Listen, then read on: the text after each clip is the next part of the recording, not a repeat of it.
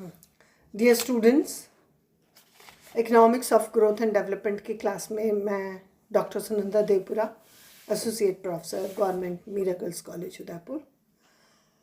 आज की क्लास में हम मिसेस जॉन रॉबिन्सन का विकास मॉडल यानी Mrs John Robinson growth model का पार्ट 3 करने वाले हैं।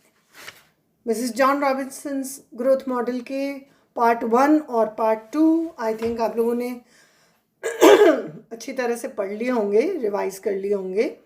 उसी पर बेस्ड ये पार्ट 3 है जो इस मॉडल का समीक्षात्मक मूल्यांकन करता है।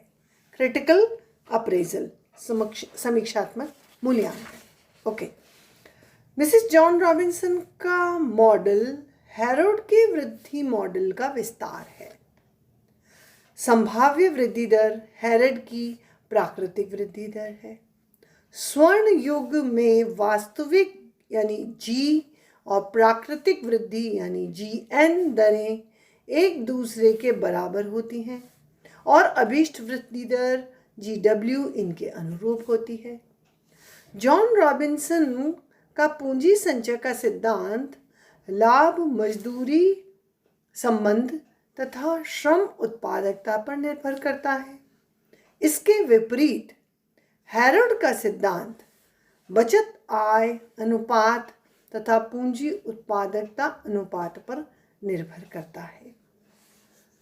रॉबिन्सन का मॉडल पूंजी संचय में श्रम के महत्व पर बल देता है, जबकि हैरोल्ड का मॉडल पूंजी के महत्व पर। मिसेस जॉन रॉबिन्सन के मॉडल पर मत प्रकट करते हुए प्रोफेसर कुरिहारा लिखते हैं कि केन्स के बाद वृद्धि अर्थशास्त्र में श्रीमती रॉबिन्सन का प्रमुख योगदान यह प्रतीत होता है कि उसने क्लासिकी मूल्य और वितरण सिद्धांत तथा केन्स के आधुनिक बचत निवेश सिद्धांत का एक सामंजस्यपूर्ण प्रणाली में एकीकरण कर दिया। परंतु यदि श्रम उत्पादकता, मजदूरी दर, लाभ दर, पूंजी श्रम अनुपात व्यवहारिक नीति के लक्ष्य न माने जाएं, तो इनमें इतना सुधार नहीं हो सकता कि राजकोषीय मौद्रिक नीति प्राचलों का प्रवर्तन कर सके, जितना कि पूर्णतया योजनाबद्ध अर्थव्यवस्था में उन्हें ऐसा समझा जाए। अब हम आते हैं नेक्स्ट, मिसेस जॉन रॉबिन्सन के जो विकास मॉडल है, इस मॉडल की क्या कमियां हैं, इनको हम 1 बाय 1 लेते हैं। विकास मॉडल की कमियां, वीकनेसेस ऑफ द मॉडल। सो पहला है, आर्थिक वृद्धि को निजी लाभ प्राप्तकर्ताओं पर छोड़ना ठीक नहीं है। It's not right to leave economic growth to private profit makers. John Robinson की पूंजी वृद्धि की चर्चा का यह व्यापक प्रभाव पड़ता है कि आर्थिक वृद्धि जैसी महत्वपूर्ण समस्या खेल के पूंजीवादी नियमों पर छोड़ने का समस्त विचार अस्वीकार करना पड़ता है, क्योंकि उसका स्वतंत्र वृद्धि का मॉडल यह प्रदर्शित करता है कि बढ़ती हुई जनसंख्या की आवश्यकताओं तथा उन्नतिशील प्रौद्योगिकी के अनुरूप अर्थव्यवस्था की आर्थिक वृद्धि करने का परम कार्य निजी लाभकर्ताओं पर छोड़ना कितना विपत्तिजनक तथा असुरक्षित है। दूसरा इस मॉडल की कमियां हैं बंद अर्थव्यवस्था, that is closed economy. John Robinson का मॉडल बंद अर्थव्यवस्था की मान्यता पर आधारित है, परंतु विकसित देशों की अर्थव्यवस्थाएं बंद नहीं बल्कि खुली होती हैं, जिनमें उनके विकास की दर को बढ़ाने का महत्वपूर्ण कार्य विदेशी व्यापार एवं विदेशी पूंजी करते हैं। तीसरा बिंदु है इस मॉडल की वीकनेसेस में संस्थानिक साधनों की उपेक्षा यानी नेग्लेक्ट ऑफ इंस्टीट्यूशनल फैक्टर्स। यह मॉडल संस्थानिक साधनों को दिए हुए मानकर चलता है, परंतु किसी भी मॉडल में आर्थिक वृद्धि के एक निर्धारक के रूप में संस्थानिक साधनों के कार्य की उपेक्षा नहीं की जा सकती। अर्थव्यवस्था का विकास काफ़ी हद तक सामाजिक, सांस्कृतिक तथा संस्थानिक परिवर्तनों पर निर्भर करता है। नेक्स्ट पॉइंट इज कीमत स्तर, स्थिर कीमत स्तर यानी कांस्टेंट प्राइस लेवल। यह मॉडल स्थिर कीमत स्तर की मान्यता पर आधारित है, परंतु यह मान्यता अवास्तविक है। जब एक अर्थव्यवस्था प्रगति के मार्ग पर अग्रसर होती है तो इसके लिए निवेश की मात्रा लगातार बढ़ाई जाती है, जिससे साधनों की मांग भी निरंतर बढ़ती जाती है, परंतु उनकी पूर्ति को मांग के अनुसार बढ़ाया नहीं जा सकता।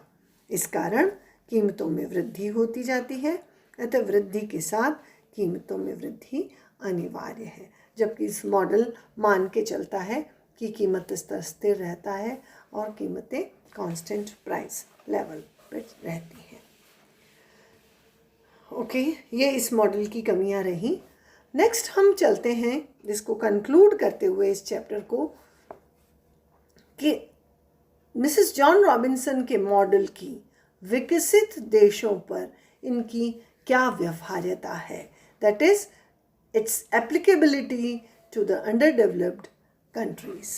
तो इसमें हम देखते हैं कि जॉन रॉबिन्सन अपने सिद्धांत में विकासशील अर्थव्यवस्था में जनसंख्या का पूंजी संचय की दर पर प्रभाव का अध्ययन करती है। एक स्वर्ण युग होता है जिसे योजनाबद्ध आर्थिक विकास के माध्यम से कोई भी देश प्राप्त कर सकता है। अल्प विकसित अर्थव्यवस्था पूंजी वृद्धि की दर की अपेक्षा जनसंख्या वृद्धि की दर से अधिक होने की समस्या का सामना करती है, अर्थात delta n upon n is greater than delta k upon k, जबकि श्रीमती जॉन रॉबिन्सन ने प्रस्तुत की है, जैसा कि श्रीमती जॉन रॉबिन्सन ने प्रस्तुत किया है। यह ऐसी अर्थव्यवस्थाओं में बढ़ रही अल्प रोजगार की प्रवृत्ति को प्रकट करता है, यानी कि जितना कैपिटल है, कैपिटल में जितनी वृद्धि है उससे जनसंख्या या श्रमिकों की संख्या की वृद्धि बहुत ज़्यादा है, तो ये अल्प रोजगार की प्रवृत्ति को प्रकट करता है। जॉन रॉबिन्सन के आर्थिक वृद्धि के सिद्धांत के लिए संभाव्य वृद्धि अनुपात बहुत महत्वपूर्ण है। स्वर्ण युग वृद्धि अनुपात पर निर्भर रहता है। यदि योजना अवधि के लिए श्रम शक्ति की वृद्धि दर तथा प्रति व्यक्ति उत्पादन के आधार पर संभाव्य वृद्धि अनुपात का हिसाब लगाया जाए तो योजना का कार्य अपेक्षाकृत आसान हो जाता है। एक अल्प विकसित अर्थव्यवस्था में पूंजी संचय की दर हमेशा संभाव्य वृद्धि अनुपात से कम होती है। यही कारण है कि वह पिछड़ी हुई होती है और उसमें श्रम शक्ति का आधिक्य होता है। अतः अर्थव्यवस्था के लिए पूंजी संचय की दर को वृद्धि अनुपात के स्तर तक बढ़ाना योजना प्राधिकरण के हाथ में होता है, परंतु पूंजी नियमों का अनुसरण करके अल्प विकसित देश दोनों को बराबर नहीं कर सकते। इसके विपरीत ऐसी अर्थव्यवस्थाओं में केवल निजी ही नहीं बल्कि सार्वजनिक निवेश के भी नियंत्रण तथा नियमन का कार्य करना योजना प्राधिकरण के सुपुर्द होता है। इस प्रकार अल्प विकास की समस्याओं को हल करने में स्वर्ण युग की धारणा का प्रयोग करना संभव नहीं है, क्योंकि स्वर्ण युग के लिए आवश्यक अपरिवर्तनीय निरंतरता एक अल्प विकसित अर्थव्यवस्था में मौजूद नहीं होती है।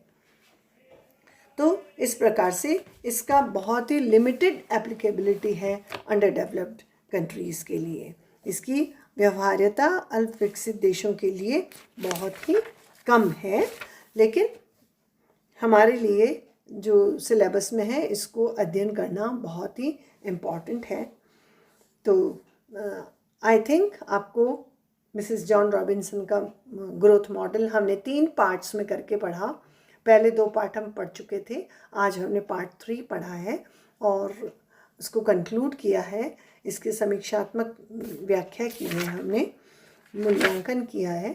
आई होप आपको ये समझ में आया है और आप इसको रिवाइज़ कीजिए और लाइक कीजिए, सब्सक्राइब कीजिए और यही आपको रिवाइज़ करना है, वापस पढ़ना है। आई होप आपको अच्छी तरह से समझ में आया है। इसको हम यहीं समाप्त करते हैं। So thank you so much.